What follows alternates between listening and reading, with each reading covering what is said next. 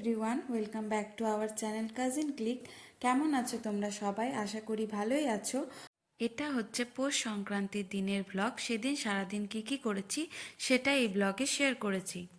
সেদিন সকালবেলায় বাপি কিছু পুকুরের মাছ নিয়ে এসেছিল আর মা সেটাই কেটে ধুয়ে নিচ্ছিল। আর আমি সেই সময় এই পেঁয়াজ শাকগুলো মাটিতে বসিয়ে নিচ্ছিলাম।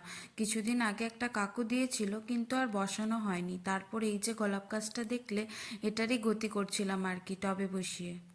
এই পিঙ্ক গোলাপটা ছাড়া আরও দুটো গোলাপ আমাদের বাড়িতে আছে, কিন্তু কি জানি এই বছর ফুলই ফুটলো না, তাই আরেকটা গোলাপ গাছ এনে বসিয়ে দিলাম।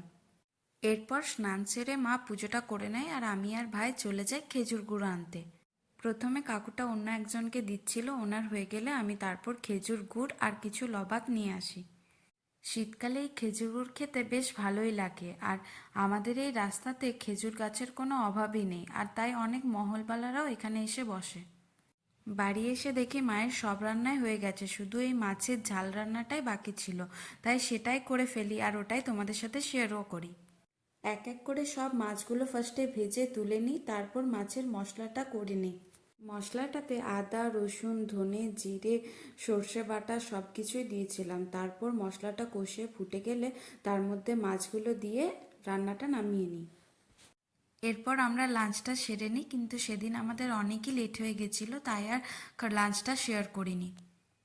লাঞ্চারে সব হয়ে গেলে ঠাকুমা বড় পিঠের জন্য চালগুড়িটা ভালো করে মেখে নিচ্ছিল। এরপর ঠাকুমা তিল, নারকেল আর চাছির পুর দিয়ে পিঠেগুলো সব গড়ে নিচ্ছিল। আমিও কতগুলো গড়েছি। তারপর আমি এগুলো ভাপে বসিয়ে দিই। ওই পিঠেটা হয়ে যাওয়ার পর আমি আরেকটা পিঠে বানাতে চলে আসি। এই পিঠেটাই আমি একমাত্র ভালো করে বানাতে পারি। এটাকে তো আমরা চুষি পিঠে বলে থাকি, তোমরা কি বলো সেটা কিন্তু জানিও।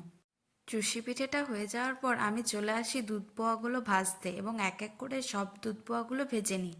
ওদিকে মা তাওয়া পিঠে আর পাটিসাপটাগুলো বানাতে শুরু করে দিয়েছিল। শীতকালের এই পিঠে পুলিটা আমার এই জন্যই খুব ভালো লাগে। ছোটবেলায় দেখেছি ঠাকুমা সব পিঠে বানাতো, আর এখন দেখি মা বানায়। পৌষ মাসের যত ঠান্ডা এই সংক্রান্তির দিনেই বোঝা যাচ্ছিল। সবাই মিলে মিলেমিশে সব ধরনের পিঠেগুলো বানিয়ে নিই, ব্যাস তারপর কি সব পিঠেগুলো আমরা সবাই মিলে এনজয় করি।